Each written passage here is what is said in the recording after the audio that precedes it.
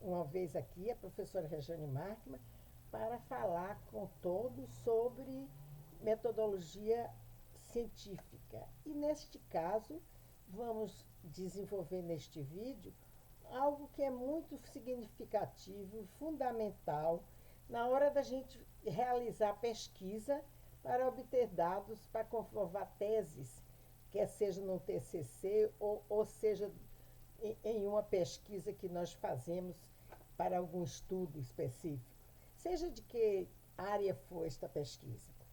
Então, eu estou falando do trabalho de campo de uma pesquisa, que é exatamente o que a gente chama cozinha da pesquisa, aquela coisa prática, aquela coisa que vai ser desenvolvida, que não tem, na verdade, nenhuma questão teórica aí por trás, mas que deve ser um trabalho muito organizado e muito bem planejado.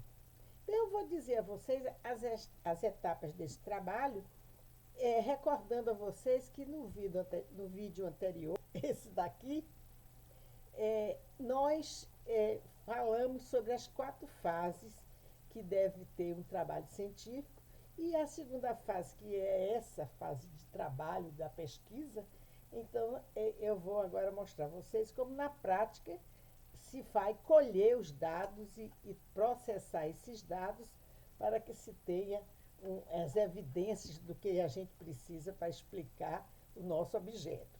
Então, a primeira coisa que se deve fazer é o seguinte, é escolher os entrevistadores, ou seja, aqueles pesquisadores que irão até os entrevistados e que irão colher os dados. Então, não precisa ser algumas pessoas muito especializadas.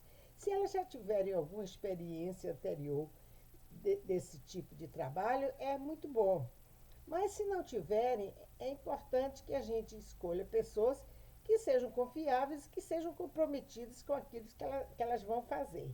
E depois a partir daí, você vai realizar um pré-teste dos questionários. Ou seja, você escolhe aqueles entrevistadores mais experientes, ou que você conheça, e você vai aplicar uma pequena amostra, pequena mesmo, do questionário, somente para testá-lo, para ver se é necessário fazer alguma mudança nesse questionário.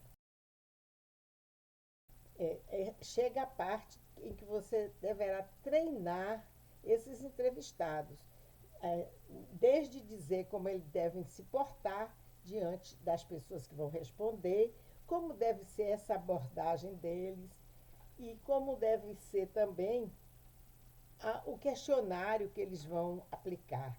Você vai ter que destrinchar para eles todas as questões do questionário e se eles tiverem dúvidas quanto a isso, você vai explicar claramente para que nenhum deles saia a campo sem ter uma consciência muito clara do que é que eles vão perguntar.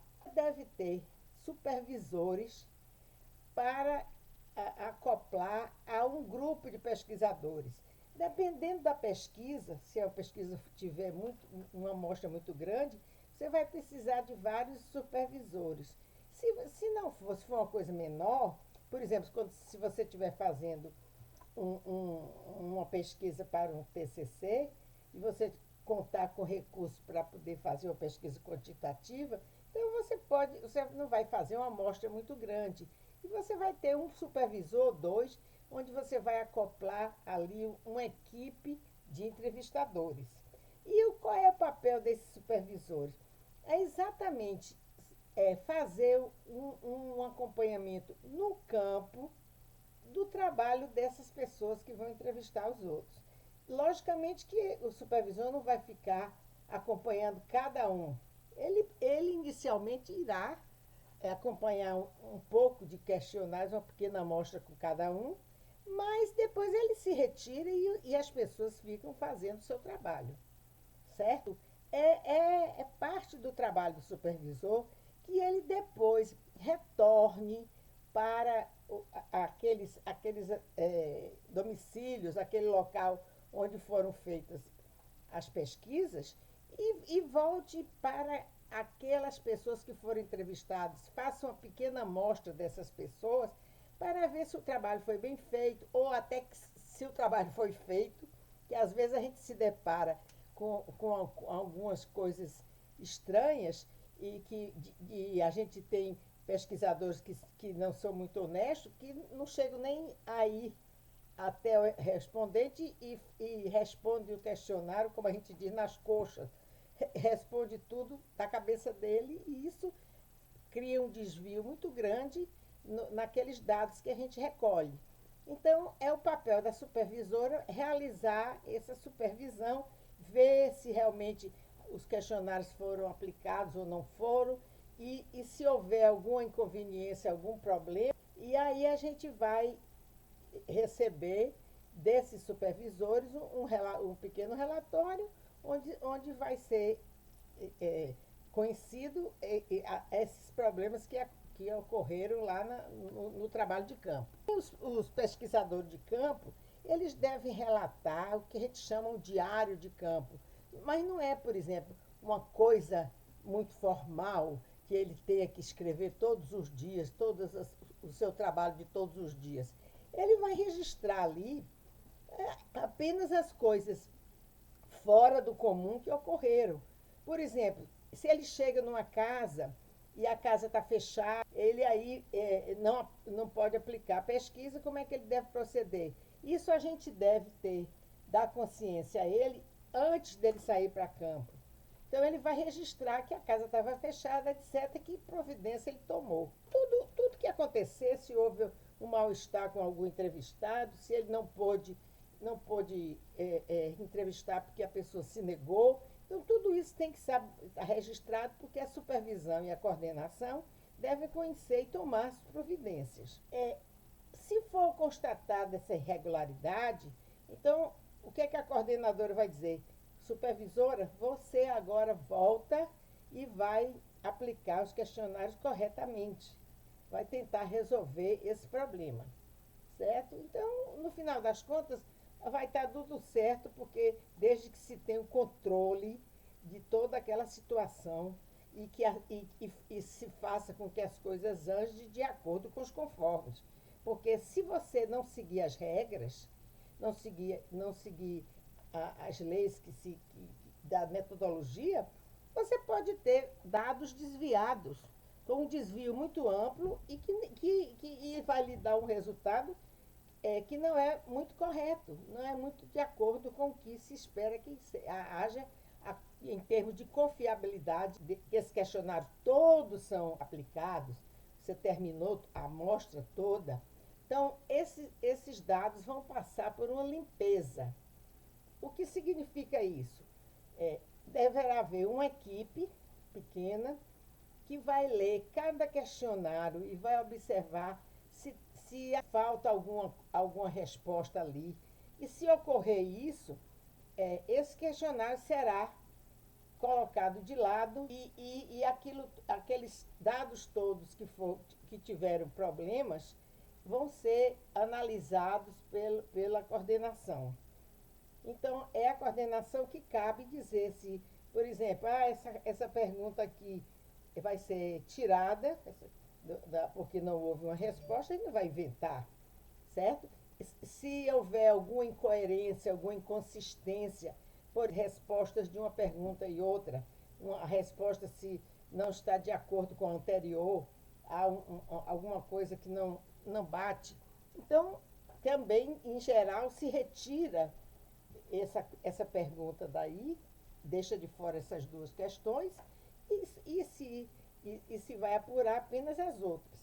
Depois que essa limpeza é feita e depois que a coordenação toma as suas providências, então, através de um meio eletrônico, existe uma equipe que vai apurar, vamos chamar, os questionários. Então, vai colocar em um programa todas as questões que foram colocadas ali e você vai, depois, o próprio meio eletrônico vai gerar as quantidades. Porque eu estou me referindo aqui a perguntas fechadas, aquelas perguntas que têm várias opções E a proporção que as pessoas vão respondendo, o pesquisador vai assinalando ali o que foi dito. Vai dar esse resultado, um resultado numérico e um resultado percentual, para que a gente saiba que percentagem foi maior de um tipo de resposta do que do outro. Então a gente vai ter tudo isso apurado eletronicamente e depois de feito isso, né, você vai ter um relatório preliminar dessa equipe, onde você vai ver esses números, esses percentuais colocados num gráfico, certo? É uma coisa bem visual e isso vai favorecer a que a análise seja feita com muito mais propriedade. Então, a outra etapa é exatamente essa etapa em que se faz a análise dos dados, né? Baseado exatamente nesse material que foi proporcionado pelo resultado da apuração dos dados. E nesse relatório também é muito interessante que se tenha os diários de campo para que se possa ter as ocorrências que poderão ilustrar todo o trabalho que foi realizado, certo? Então, se houver alguma dúvida, a coordenadora poderá até entrevistar alguém que aplicou os questionários ou mesmo as supervisoras, se tiver alguma dúvida, para poder fazer com que o relatório final da pesquisa seja bem coerente e bem realizado. Então, o que eu digo a vocês que estão fazendo pela primeira vez uma pesquisa, feche seu questionário, coloquem perguntas fechadas, porque vocês primeiro vão aprender a trabalhar com números e percentuais e depois vocês vão ter a oportunidade de avançar criando perguntas abertas. E a respeito disso, que eu também não vou mais me alongar sobre isso, que eu vou fazer outro vídeo, onde eu vou colocar para vocês como vocês devem analisar dados qualitativos, certo? São os dados que não vêm transformados em números. Porque é bem mais fácil você trabalhar com estatística, você fazer cruzamento de dados, né, de números. Agora, você tentar analisar as questões abertas, aquilo que as pessoas expressam dos seus pensamentos, de como elas veem a realidade, e também tentar pesquisar o que existe por trás daquelas palavras, dadas o contexto, as circunstâncias, você tem que ter uma cuidado muito maior. E tem que ter cuidados que são diferenciados de você analisar dado quantitativo. Então, vamos deixar por aqui, porque eu vou depois trazer um vídeo onde vocês vão aprender isso também. Então, gente, espero que vocês tenham gostado. Agradeço muito desde já terem chegado aqui. Peço, por favor, que me ajudem e tragam mais pessoas para se inscrever aqui no canal. Compartilhem os vídeos, porque o meu interesse é que essas minhas aulas, né, essas minhas palestras, vamos chamar assim, elas cheguem a mais pessoas que precisam de uma ajuda com metodologia e também que fiquem interessadas em saber mais sobre determinados assuntos que estão aí no nosso dia a dia, que às vezes as pessoas não têm tempo de ler sobre aquilo e a gente vem aqui auxiliar, falando para elas como as coisas ocorrem, sugerindo bibliografias onde elas podem buscar mais informações, etc. Tá bem, gente? Então, muito obrigada e um beijo. E até a próxima.